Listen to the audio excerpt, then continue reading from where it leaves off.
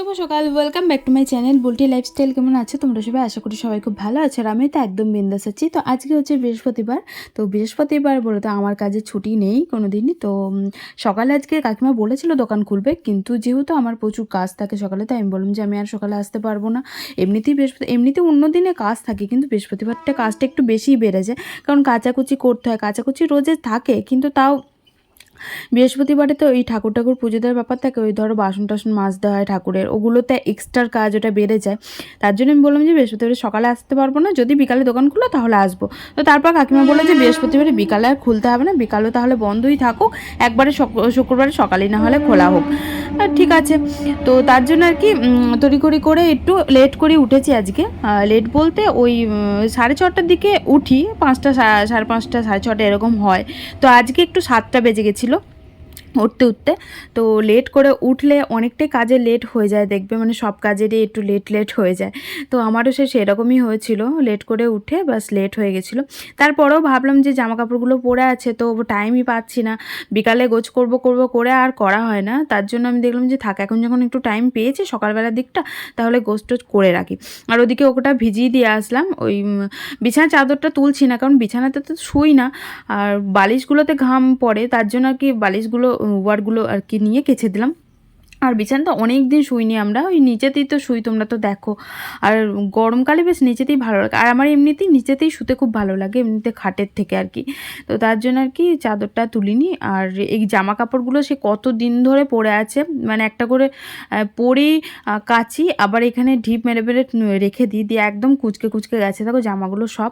তো আমি ভাবলাম যে আজকে শত কাজ থাকলেও আমি আগে এঁকোটা ভাঁজ করে আগে ক্লিন করব। তো ওদিকে ভাঁজ টাজ করে চলে এসেছিলাম। আর হ্যাঁ, তোমাদেরকে বলা হয়নি, আজকে আবার মারা যাচ্ছে একটুখানি আর কি বেরু করতে। তো তোমরা দেখলে হয়তো যে ওরা চলে গেল। আর আমি আর সঞ্জু আজকে বাড়িতে একা, তাই বাড়িতে সমস্ত কাজ আমাকেই করতে হবে। আর তার থেকেও বড় কথা হচ্ছে, মা বাড়িতে না থাকলে আমার একটু চাপটা বেশি পড়ে যায়। মানে এমনিতে তো কাজবাজ করি, তারপরেও ধরো মায়ের কাজগুলো করতে হয়, যার জন্য আর কি চাপটা একটু বেশি পড়ে যায়। আর খাওয়ার টাইম পাবো না বলে আগে খাওয়া দাওয়া করে নিলাম। আর আজকে নাস্তা করার টাইম পাইনি, যার জন্য আর কি ওকে বললাম যে একটুখানি পরোটা নিয়ে আসবো, পরোটা খেয়ে নেবো। তো পরোটা খাওয়ার পর এদিকে আমি রান্নার জোগাড়টা করে রাখছি। রান্না আজকে ওই করবে, আমি শুধু আর কি বাইরের কাজগুলো করব, কারণ বাইরের প্রচুর কাজ আছে। ওই গরুকে খেতে দেওয়া, তারপর গরুর জায়গাটা পরিষ্কার করা, ছাগলগুলোকে খেতে দেওয়া, তারপর আবার আজকে করছে প্রচণ্ড পরিমাণে মেঘ, আর বৃষ্টিও আসছে টিপটিপ করে, যদি ছাগল টাগল তুলতে হয়, তার জন্য আর কি এদিকটা অনেকটাই কাজের চাপ থাকবে আমার। তাই আমি বললাম যে তুমি তাহলে রান্নাটা করো, আমি তাহলে কাজবাজগুলো করে নিই। আর আমি কতদিন পরে গোবরে হাত দিলাম, সত্যি বলছি, মানে আমি নিজেও জানি না। তো মা থাকতে আমাকে গোবরের টোপরে হাত দিতে হয় না, এটা করতে হয় না, মানে আমি ঘরের দৌড়ের কাজ সব কিছু করি। আর মা ওই গরু ছাগল নিয়েই থাকে, তোমরা তো জানোই, মা বাবা দুজনেই। আর বাদ বাকি এক্সট্রা কাজগুলো আর কি আমিই করি, কিন্তু আজকে গরু ছাগলের দায়িত্বটা আমার ঘাড়েই পড়েছে। মা অত কিছু কিন্তু করতে বলেনি আমাকে, মা বলে যে তুই যতটা পারবি ততটা করবি, বাদ বাকিটা আমি করব। আর এদিকে সমস্ত কাজবাজ সেরে আমি বাসন কোটা ধুয়ে নিয়েছি, মানে ওই জলখাবেলা খাবারের বাসন ছিল। আর বলতে 12টা জলও চলে এসেছে, আমার এখনও স্নান হয়নি, যেহেতু মা ঠাকুর সেবাটা দিয়ে গেছিলো, তাই অতটা টেনশন ছিল না। আর আমি বাসন ধুতে ওদিকে সঞ্জু আমাকে মাংসটা খাইয়ে দিচ্ছিল, মানে কষা মাংসটা। আমি কাজ করতে ওদিকে ওর মাংস হয়েও গেছিলো, তো এক তরকারি ভাত করেছিলাম। আমি বললাম ওকে যে ভাজাভুজি কিছু করবো, ও বললো যে না, তো কিছু আর করতে হয় না, কারণ আমাদের দুজনেরই মাংস হলে আর কিছু লাগেও না, সবই পড়ে থাকে পাশে।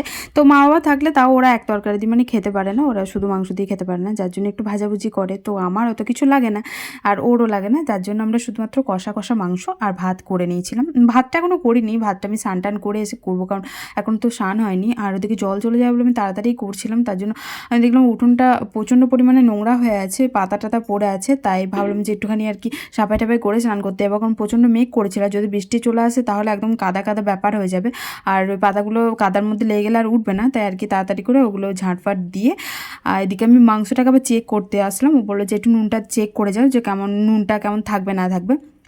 তো তারপর ঝোলটাও চেক করলাম, একটু মাখা হবে, তারপর নামিয়ে দেবে। আর আমি স্নান করতে যাব, কারণ ওকে আমি বললাম যে তুমি তাহলে স্নানটা করে আসো। তো ও তাড়াতাড়ি গেল স্নানটা করতে, আর আমি এদিকে একটুখানি বসেছিলাম আর কি রান্নার কাছে। তো ওদিকে এখনও পর্যন্ত আমার কাজ আছে, কারণ হাফ ঝাঁট দিয়ে আমি এসেছি ধরো, তারপর ও স্নান করে চলে গেল রান্নার কাছে, তারপর আমি আবার চলে আসলাম ঝাঁট দিতে। আর ঝাঁটটা দিয়ে একবারে ফ্রেশ হয়ে তারপর তোমাদের সাথে আবার দেখা করছি। আর মাকে সকাল থেকে আবার ফোনও করা হয়নি, মানে বেরিয়ে গেছে, তারপর থেকে আর ফোন করিনি। তো ফোন করিনি বলতে একবার করেছিলাম, তখন সুইচ অফ আসছিলো, তার জন্য আর করিনি দ্বিতীয়বার। একবার ফোনও করতে হবে যে কখন আসবে না আসবে, আর না হলে তো ছাগলগুলো ধরো বাঁধা থাকবে, এমনিতে ছাগল বাঁধা খেতে চায় না, তো জানি না কী হবে আজকে। যাই হোক স্নান টান করে আসি, তারপর দেখা করছি তোমাদের সাথে। তো এখন বাজে ওই দুটো মতন, আর এইমাত্র স্নান টান করে আসলাম। তো স্নান করে এসে একটুখানি গাটা গড়িয়েছিলাম, কারণ অনেকক্ষণ ধরে কাজ করছি, একটু বসার টাইম পাইনি, আর মাজাটা প্রচণ্ড যন্ত্রণা হচ্ছিলো, তাই একটুখানি মাজাটা আর কি ছাড়িয়ে নিলাম, একটুখানি গাটা গড়িয়ে। আর এখন খাবো, তো খাওয়া দাওয়া করবো, কারণ বেলা হয়ে যাচ্ছে অনেকটা, খিদেও পেয়েছে, সেই কখন পরোটা খেয়েছে একটুখানি। তো চলো খাওয়া দাওয়া করিকা। আর মাংসটা ও রান্না করেছে, আমি একটুখানি জাস্ট চেক করেছি, তো কেমন হয়েছে তোমাদের খেয়ে বলছি। তো চলো খাওয়া দাওয়া করিকা। ওই দেখো ও আর কি ক্লান্ত হয়ে গেছে, যাই হোক ও শুধু রান্নাটাই করলো, আর বাদ বাকি বাড়ির কাজগুলো আমাকে করতে হলো। ধরো সবই করতে হলো, গরু বাছুরের কাজ, তারপর ছাগলের সব কিছু মানে দেখতে হলো, বাড়ি ঘর একদম যা তা হয়েছিল সব ঝাড়টার দিলাম, কারণ মেঘ করছে, যদি বৃষ্টি চলে আসে না তাহলে আবার গন্ডগোল হয়ে যাবে, কি সব কাদা জলে মাখামাখি হয়ে যাবে। যাই হোক বেশি কথা বলবো, তোমাদের সাথে খেয়ে নিই আজকে, মানে আগে আমি খেয়ে নিই তারপর কথা বলছি।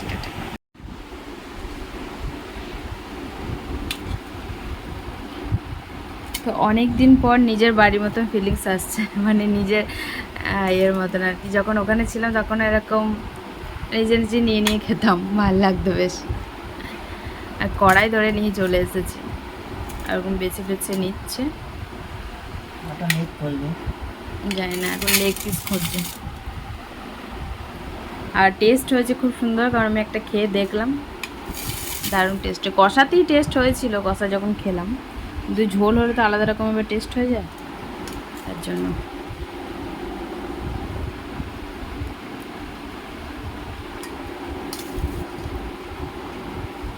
গুড ইভিনিং বন্ধুরা, তো এখন বাজে বিকাল 4টে, আর এখন আমরা এখানে কি করছি বলো তো, ছাগল চড়াচ্ছি।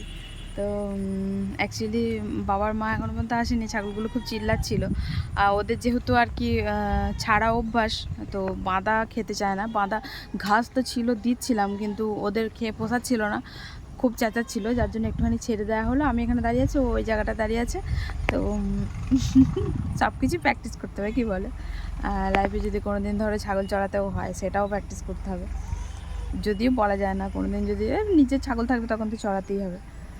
তো চড়াতে মনে হয় চলে আসবে।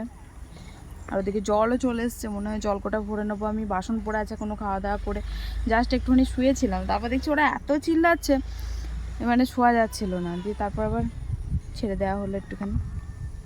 যাই হোক চলো, ওইদিকে ছাগল চলে যাচ্ছে, আমি একটুখানি খেতে আনি, তারপর দেখা করছি পরে তোমাদের সাথে। এই দেখো আমার বড় ওখানে দাঁড়িয়ে আছে, আমি এই জায়গাটায়। আজকে আবহাওয়াটা খুব সুন্দর ছিল, আর সারাদিন কাজ করতে করতে প্রচণ্ড বোরিং ফিল হচ্ছিলো, তাই ওকে বললাম যে চলো তাহলে একটুখানি বেরিয়ে আসি। তো মা বাবা বাড়ি চলে এসেছিলো, আমরা ছাগল চড়াতে যেতে ওরা চলেও এসেছিলো, কারণ বাবা এমনিতেই কোথাও গিয়ে থাকতে চায় না, আর তারপরে তো আবার আমাদেরকে বাড়িতে রেখে গেছে, ধরো সমস্ত কাজবাজ দিয়ে গেছে, তার জন্য বাবা জানে যে আমি অত কাজবাজ করতে পারবো না, তাই আর কি তাড়াতাড়ি চলে এসেছিলো, তাও অনেকটাই লেট হয়েছিল। আমরা ছাগলকোটা ছেড়ে ধরো ওই আধা ঘন্টা মতন চড়িয়েছি আর চলে এসছে, তাই আমি আর ও বেরিয়ে পড়লাম হাত পা ধুয়ে একদম লং ড্রাইভে, যেটা বলতে পারো। আর আমার এরকম পরিবেশ খুব ভালো লাগে, যেন বেশ চারিদিকে সবুজ সবুজ থাকবে, গাছপালা থাকবে। আর আমরা চলে এসেছিলাম সাহেবতলার দিকে, আর আজকে ওয়েদারটা খুব সুন্দর ছিল, আর এখানে একটুখানি বললো যে একটুখানি দাঁড়াও, তাহলে একটু গল্প সল্প করি, দাঁড়িয়ে দাঁড়িয়ে হাওয়া দিচ্ছিলো খুব সুন্দর। তো এরকম ওয়েদার খুব কমই পাওয়া যায়, মানে এত গরম দিচ্ছে কদিন ধরে, তো তার মধ্যে এত সুন্দর একটা ওয়েদার, তো না এনজয় করে কী করে থাকতে পারি বলো, তাই একটুখানি দাঁড়িয়ে দাঁড়িয়ে আমি আরও একটুখানি গল্প টল্প করলাম। আর একটা জিনিস ভুল হয়ে গেছে, ওখান থেকে আসার সময় যদি কিছু কিনে আনতাম তাহলে খাওয়া দাওয়া করতে করতে গল্প করা হতো, কারণ আমি একটু পেটুক মানুষ ভাই, আমি একটু খেতে একটু বেশি ভালোবাসি। আর বলতে বলতে দেখো চলে এসেছিলাম এদিকে গঙ্গার ধারে, আর গঙ্গার ধারে এসে ওই যে বললাম যে সেই কখন খেয়েছি ভাত, তারপর তো কিছু খাইনি। তারপর আমার ঝাল ঝাল খেতে কিছু ইচ্ছা করছিল, তাই ওকে আমি বললাম যে তাহলে একটু নুন সিঁড়ি নিয়ে আসো, আর যেগুলো ভুজিয়া টাইপের যেগুলো হয় আর কি মোটা মোটা, ওগুলো তো নুন সিঁড়িই বলে, আর ওগুলো শুধুমাত্র ওই মিষ্টির দোকানেই পাওয়া যায়। তাই ওকে আমি বললাম যে মিষ্টির দোকান থেকে নিয়ে আসো, কিন্তু ওখানে গিয়েও পাইনি। আমাকে ওখান থেকে বলে সিঙ্গারা খাবে, আমি ঠিক আছে তাহলে সিঙ্গারাই নিয়ে এসো। সিঙ্গারা খেতে খেতে এখন যাবো ওই গঙ্গার ধারটাতে। আমরা চলে এসেছিলাম গঙ্গার ধারেই, মানে গঙ্গার কাছে যাব। আর ইস আকাশটা দেখা, সালাম দেখি লক্ষ্য করিনি তো। আকাশটা কি সুন্দর লাগছে না? ফটো তুলে পাঠিয়ে দাঁড়া পাঠাবো। ছেড়ে দাও। তো এখন এসেছি গঙ্গা ধারে, যেটা বললাম তুমি থেকে, এখন সিঙ্গারা নিয়ে আসা হয়েছে, খাওয়াবে এখানে বসে বসে। তারপর যাবো আজকে গঙ্গা জলটা দেখতে, কারণ গঙ্গা জলটা আজকে দারুণ স্রোত আছে, পুরো সেই কারেন্ট যেমন থাকে না জলে, ওরকম দেখাচ্ছি। দাঁড়াও তার আগে খেয়ে নিই, তো তারপর দেখাচ্ছি। আর আকাশটা দেখো, আজকে আজকে ওয়েদারটা সত্যিই দারুণ, কি সুন্দর লাগছে না? দেখো সে সিঁদুরে মেঘ করেছে গো, ওই দেখো শুনছো কি ভালো লাগছে। একটা ফটো তুলে ছাড়ো গো। তো আজকে জলের কেমন স্রোত দেখো, তোমাদেরকে ওখানে নিয়ে গিয়ে দেখো, ভাবলাম কিচ্ছু দেখা যাচ্ছিল না। তাই আবার এই ঘাটটাতে এলাম, মাটিয়ারি মানে মাটিয়ারি যাই এখান থেকে আর কি, ফেরিঘাট।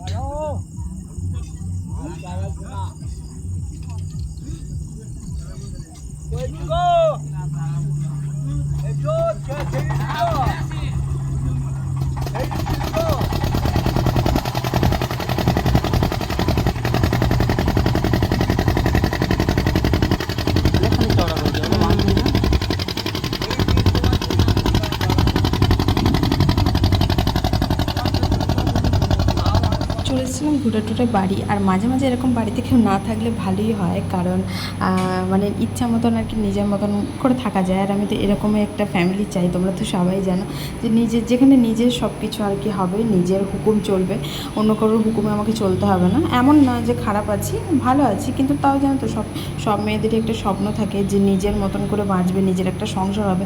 সেরকম আমারও একটা স্বপ্ন, জানি না কবে হবে, তো ভগবানকে ডাকছি যেন খুব তাড়াতাড়ি হয়ে যায়। তো চলো আজকে মতো ভিডিওটা এখানে এন্ড করছি। টাটা, গুড নাইট, ভালো থেকো সবাই।